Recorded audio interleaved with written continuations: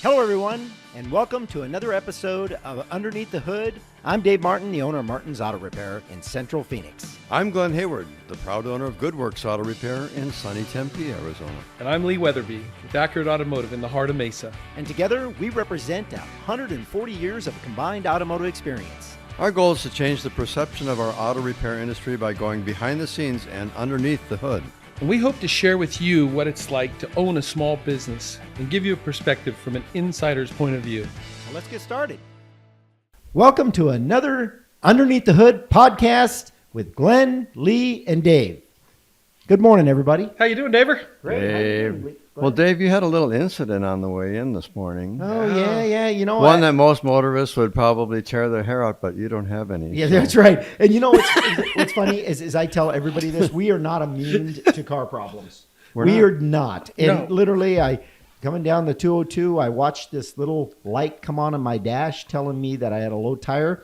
And all I was doing was praying that I would make it to your shop. You were within a block and a half. I made it to a block and a half, and I thought, you know what? I don't got to the apartments. Yeah. I got to check out some apartments, and you know what? I didn't want to push it any further because I figured I'd destroy the wheel, and I didn't want to do that. But you know what? The best part about it is, I mean, Dave, I really got to be honest with you. I give you kudos because you did the smart thing. First thing, you alerted the people that were waiting for you. Yeah. But then, like I say, it was 10 minutes, and Glenn and I were able to maybe get to you, with some really made power the job tools, easier. with the electric power tools. Absolutely. And guess what? That was a saving grace. The old way of doing it with the breaker bar and all that stuff. As soon as it went, I said, Glenn, go get your star. He goes, what? I'm going to go get my power wrench. Right? What are you talking about? Star. Well, star wrench, that's like what are we living in the 1930s here? Well, I started, I took my breaker bar out and I was Glenn, get the mobile truck. I'm loosening up the lug nuts, and then you guys pull up with the electric gun, and I'm like, oh God.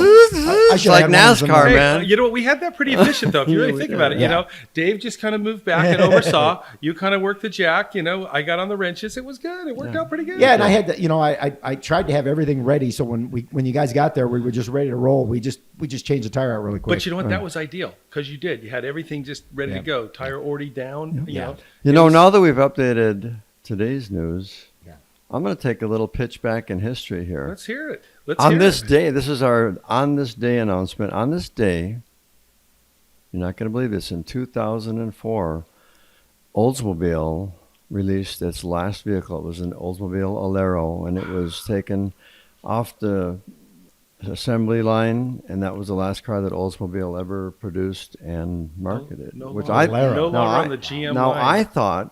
I honestly thought that it was 2008 because many of the other brands, Pontiac and didn't Saturn go away soon after? Saturn went away after that. So I mean, so the only brands that still exist, What year was that?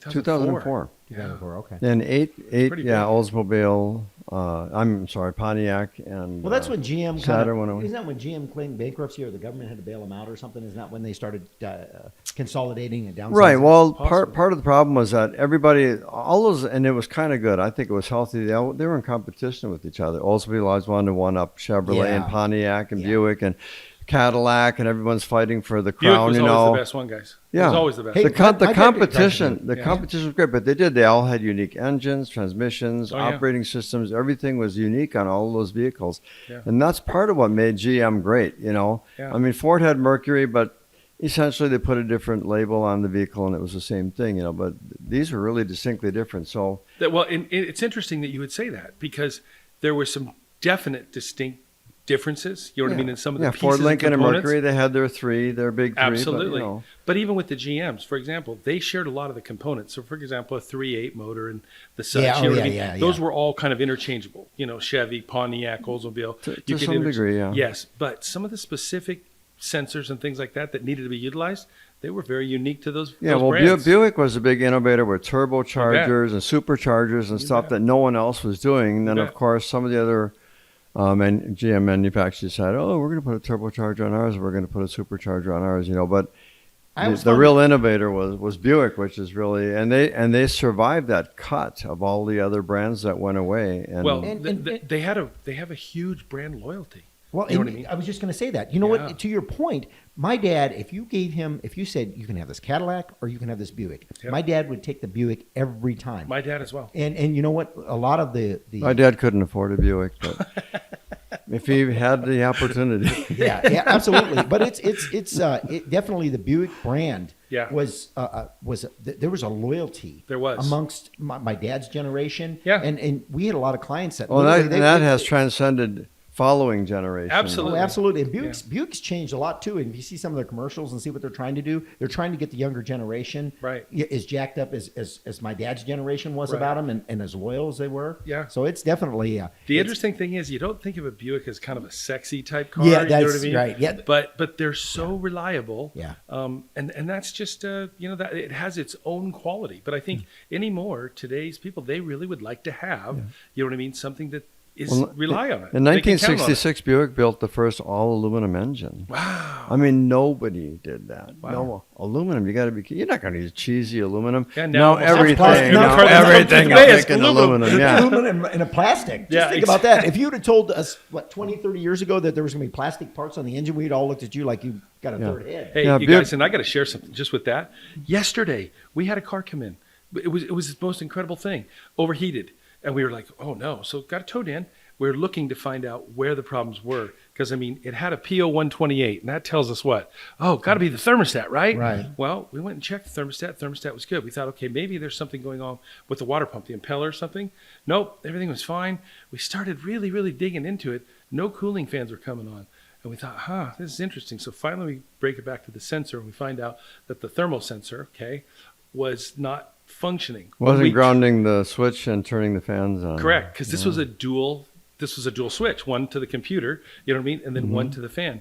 Interestingly enough, when we took it out, every single one of these switches you ever see, there's always brass on the bottom and plastic on the top. Yeah. This one was plastic on the top and plastic on the bottom. Oh, wow. You guys, I'd never seen that before. It was a Jeep. 3.8. But think about how inexpensive it was for them to make that. Yeah. Oh, I know. And you know what? Just think of the gas mileage. The gas mileage they saved for that, like 1 ounce or something difference in weight. Right? That's what it took to get through EPA. Wow. What a world. Hey, you got something for our listeners, Lee. I do. Hey, you know what? I got kind of a fun quote, you know what I mean? Quote of the day. And we're going to be talking about cars today, which is, kind of an exciting subject for me. We never talk about cars. This isn't a car show. I mean, what the heck? I thought we were talking about cooking. Yeah. Well, today we're going to talk a little bit about how the brands stack up. You know what I mean? Oh, yeah, absolutely. And kind of, the different brands. And we've kind of alluded to this at one point in time, but there's always new reports that are coming out, and it's kind of by different entities, and they're contradictory sometimes. They really are. I was just going to say that. But confusing. But they can there may be confusing. be an underlying reason why they contradict each other. You know We're what? going to talk about that. That's exactly right. It's exactly right. Well, I mean, and so let's talk a little bit about how these brands do stack up. I mean, I think we reported, earlier, right, from Consumer Reports, what the top 5 brands were. And I mean, I can just reiterate those real quick. Subaru, Lexus, Toyota, Honda, and Acura. We were all kind of surprised, that Subaru was sitting right there in the number 1 spot, and had taken over. And beat Toyota, yeah. That's right. Yeah, absolutely. That's right. But then you had, and now it's interesting because, like, to your point, Glenn, how they were measured is those brands are average predicted reliability. So in other words, they're being based on how much longevity, how much livelihood, how reliable is that going to be? Well, the history of the vehicle. I mean, bingo. Very few manufacturers coming up with new names for their cars, right? I mean, they're trying. Yeah, but you're talking, between 5 and 8 years, they may throw another. They'll take one off the line and they'll change the name, and it's kind of the same as the last one, but they had to change the name because of reputation. Yeah, and that's very interesting, and we could talk about that in another episode. How many vehicles were exactly the same, but they changed the name on them. Yeah. I mean, you ever want to take a walk through yesteryear? I'll tell you what, you guys, I spent a little bit of time at a Good Guys, and I'll tell you what, there was some blast from the past out there. I mean, it was just amazing to see Monza, Vega, Pinto. Vega. I was thinking of that Pinto, and oh my goodness, unbelievable. Yeah. Some of Ford our viewers Courier. may not even know what those cars are. I saw a Ford Courier at a show last week. Well, remember when a Maverick was a Maverick and not a truck? Yeah. Yeah. Well, Mustang now is a SUV. Yeah. I mean, Wow. Well, It's interesting. well, Hey, technically we've they don't call it a digressed. Mustang. But yeah. Well, so now there's a new report out, and this one is from J.D. Power. Now, this, and I'm going to read it, but it says 2025 U.S. Vehicle Dependability Study. All right, so one is a reliability study, and one is a dependability study. Right. You know, Right. it's interesting because I have Which are almost, to me, that's the two synonymous terms. I would agree with you Dependability, wholeheartedly. reliability. I mean, you depend on And your yet- car, and- you want to and- be able to rely on your car. And yet deal. the lists are drastically different. And you know what? I mean, it makes me take pause for just a moment. And I mean, I guess I wonder, you know, you hear J.D. Power, and I think that, you know, they're probably pretty well known and they're relied on. You know what I mean? Let's face it. It's kind of a household name. You know what I mean? Well, yeah, a lot of car manufacturers, when they're marketing their car, they say, you know, approved by J.D. Power and Associates. Yeah, it's a whatever, higher you know. ranking. So, well, yeah, they make it look like, you know, I don't know, J.D. Power holds the trophy for the best cars out there or whatever. well, but they built a brand. They built a good they brand. did. Yeah. Yeah. Oh, I'm not And- chopping them down, but sometimes the perception of, if J.D. Power said, then it must be, you know. Well, and once again, I agree with that wholeheartedly because that's kind of the age and era that we grew up in. You know what I mean? Right. Is that, you know, these things there's some esteem and some value that goes with that. But I mean, it does make me wonder, guys. And I mean, it's probably, you know, uncouth to say, but at the same token, I'm going to say it because the first thing that goes to mind, especially when we were looking at the list, I think we were even discussing with that, whoa, how can, you know, Subaru be number one in one list, but drop all the way down to like 17 in another? Yeah. You know what I mean? And then you look at, I mean, some of the brands would be surprising because some that aren't even on the list are now in the top 5, you know what I mean, on the J.D. Power list. Yeah. And I'm thinking to myself, you know, and once again, far be it for me to know, because this is speculative only, but I mean, Opinion. it makes me feel like there's some dollars maybe, being passed there to help some of those gradings. And I hate to say that, that's not how it should be. No. You know what I mean? But unfortunately, and An it's like, honest assessment is an honest assessment. Well, I mean, it's- it's and I fact- could be way off. I could be, Facts but are I don't figured think out so. But here's the thing. Yeah. You know, we're in the car business, and we see these cars all the time, right? Right. And we know what's reliable and what's not reliable. We see this every day. But for the consumer, and this is who we're talking to, guys, is the thing that is for our consumer, they're looking at this stuff and they're totally confused, Right. Because they don't have the information that we have. But that's what I was saying right there in the beginning. I mean, well, to your point exactly, Glenn, reliability and dependability. They are synonymous. I think you use one or the other. Right. You know what I mean? So they're the same Yeah. thing. And yet, how do you get such a different and varied report? You know what I mean?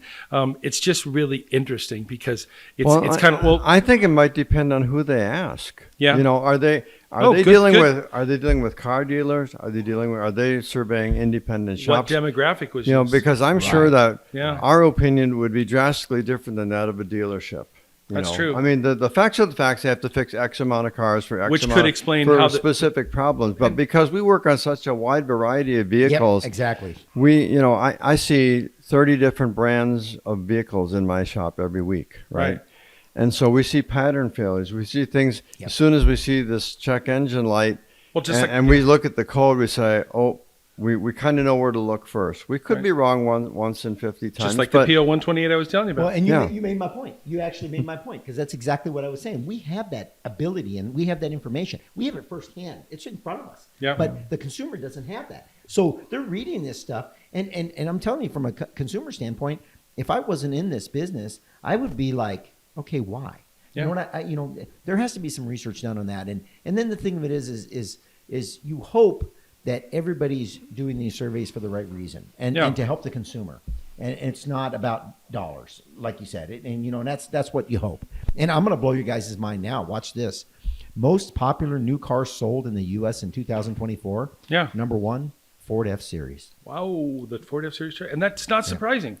They build a quality truck. They do. They build a quality truck. I know that Dodge and GM have been, They've been having some trouble. some As serious was problems. reflective with- on some of these lists. Well, and number 2, guess what number 2 is, guys? I would guess that it's probably another truck because trucks seem to be so popular. There you go, Chevy Silverado. Oh, wow. And isn't it? It's funny. It just there's a correlation there because I mean they're big trucks. Yeah. And of course you got to remember too. These trucks are work trucks. Most people use them for work trucks. I mean, there's some people out there that use them for whatever, for recreation. Or Absolutely. Whatever. But Absolutely. I mean, there's companies out there, landscapers. You know, you've got anybody that's in the construction business. They're buying these trucks because they're using them for work. Well, I talked to, and I would say you're spot on with that. And that's why trucks are probably one of the most popular Honda items in the market. You know, everybody's looking to try to get a truck. But I was talking to a guy, happened to be in the finance industry, and he was talking about people that are getting trucks and stuff like that, and who's buying them and everything else. And they said they will let their house go. If it came down to keeping their truck or their house, they would let their house go. Yeah. They'll live in the truck and use it for work. Yeah. And I thought to myself, wow. I mean, in a certain way, guys, that's pretty genius. You know what I mean? And in another way, you just kind of it makes you scratch your head and go, oh, wow, it's incredible. Because these things, listen, these F-Series trucks and these Chevy Silverados, I'm going to tell you what, in my own opinion only, that Chevy truck is a sexy looking truck. It's a nice looking truck. Yeah. You know what I mean? And the Fords, they're doing some things, but they're so reliable. But you guys, they're a fortune to purchase. I mean, those things. And here again, 60, 70, 90 grand. It depends on, 90, 120. I well, mean, I'm just saying how many bells. No one's going to spend spend 120 on a work truck unless you're the supervisor and they just go by to, yeah. But and that's a whole nother subject. We could have another show on the cost of vehicles now. It's just gotten insane. But Well, tell who else is on our list? number 3, guess what?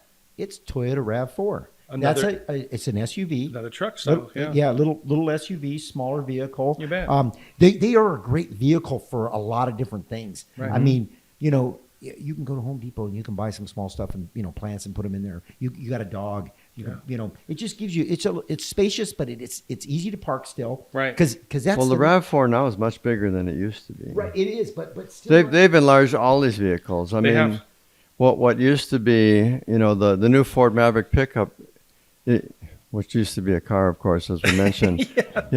It's as big as what a regular F-100 used to be back in the day. It's more like a Chevy Colorado. Yeah, it's and ridiculous. the biggest complaint man. that I hear from clients is they want something that's not too big but not too small because they got to park it. Right. And the parking lots anymore, they're getting smaller and smaller. I mean, I drive a 1-ton van. Right. You know what I mean? And It's parking big, Dave. it's big. It's big. Hey, you need a left rear tire. Yeah, I know. Yeah. Yeah. Anybody have a saying. left rear tire out there that I could buy? Anyway, and then number 4, get a load of this one. This kind of blew my mind a little bit, but not necessarily. I mean, I know over in California and some of the other places they sell really good, but Tesla. Oh. Tesla was number 4, Not the trucks.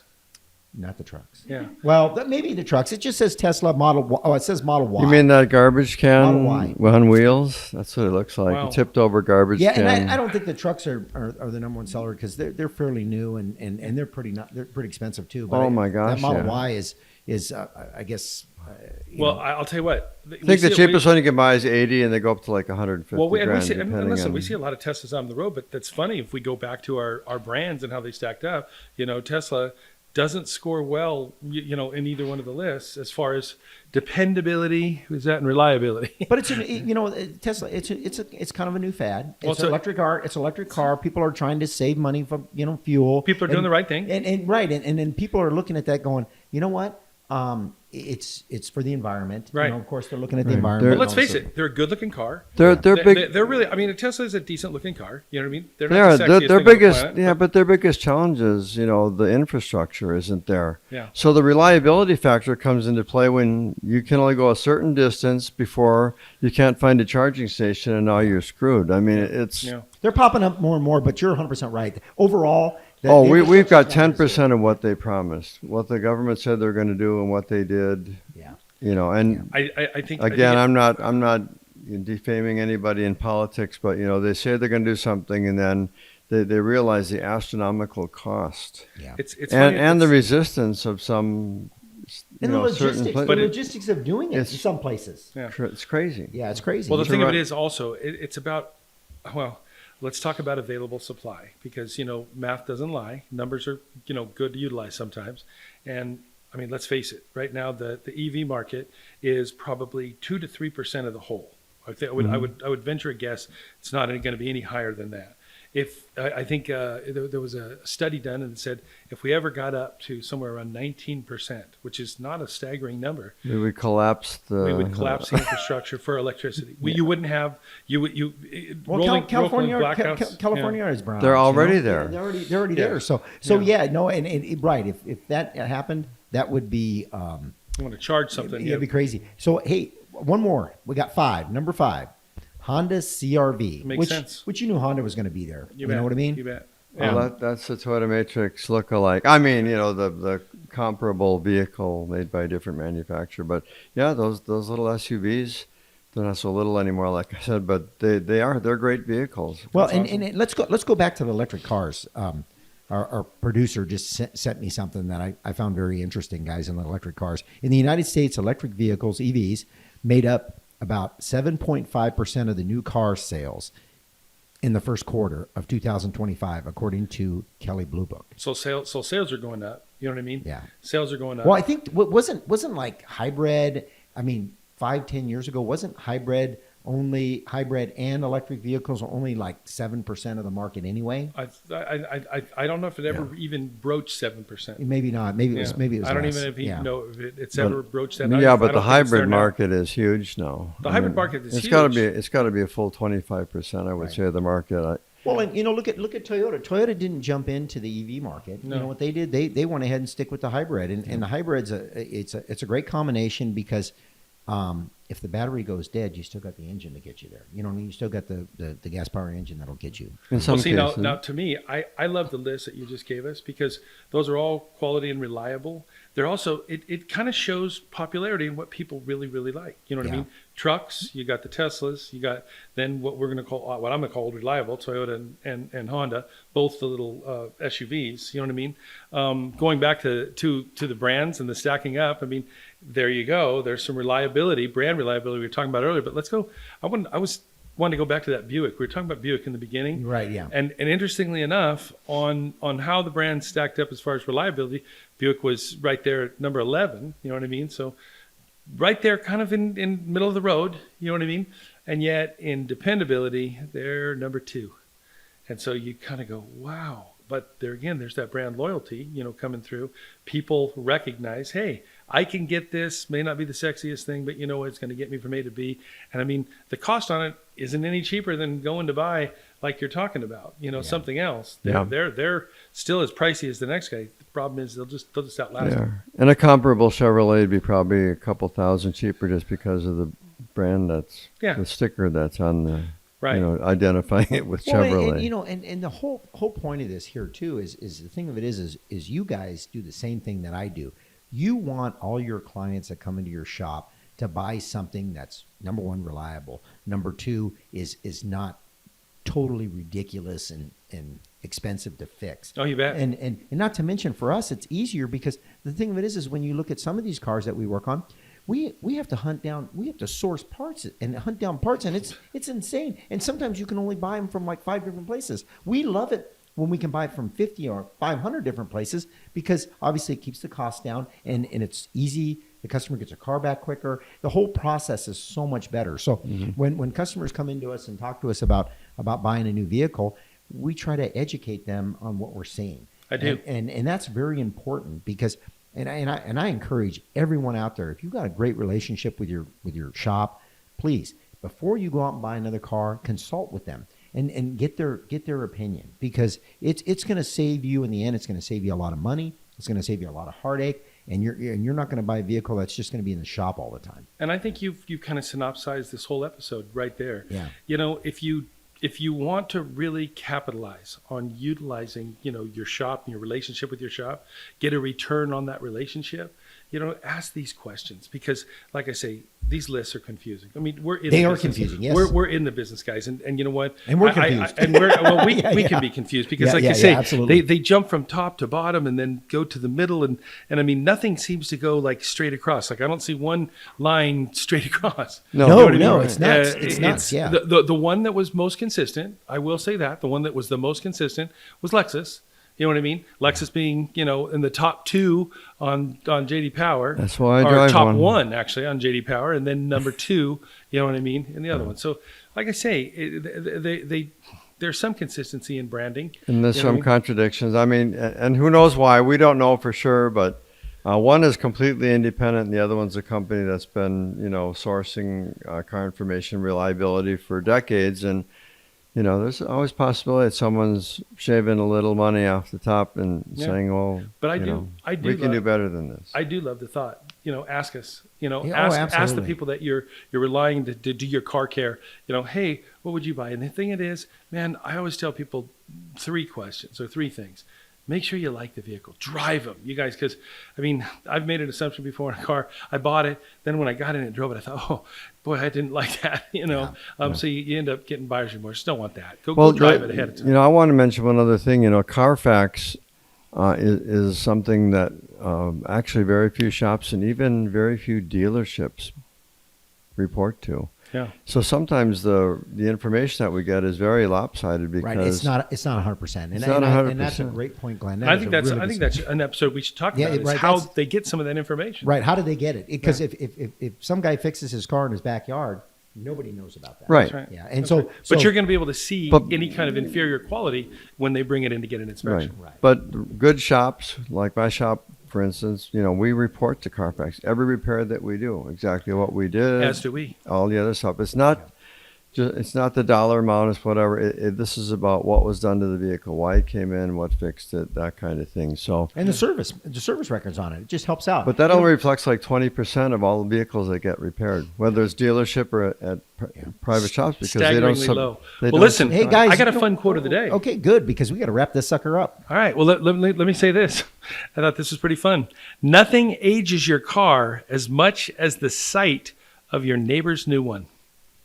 I do love that one. That's really good. That's good. That There is you it. I like Hey, well, guys, you know what? It's been a great episode. I love talking about this kind of stuff and try to unconfuse. Hopefully our audience does too. Right. I hope that unconfused them. Yeah, We you're didn't right. I hope create more we chaos. didn't. I hope we didn't confuse you more, but I hope we unconfused you, because we were confused in the very beginning too. We were all, before the show, we were talking about this and we were like, "Why is this?" And it just racking our brains out. So we hope we helped a little bit, and I look forward to seeing you guys at the next podcast. And Love it.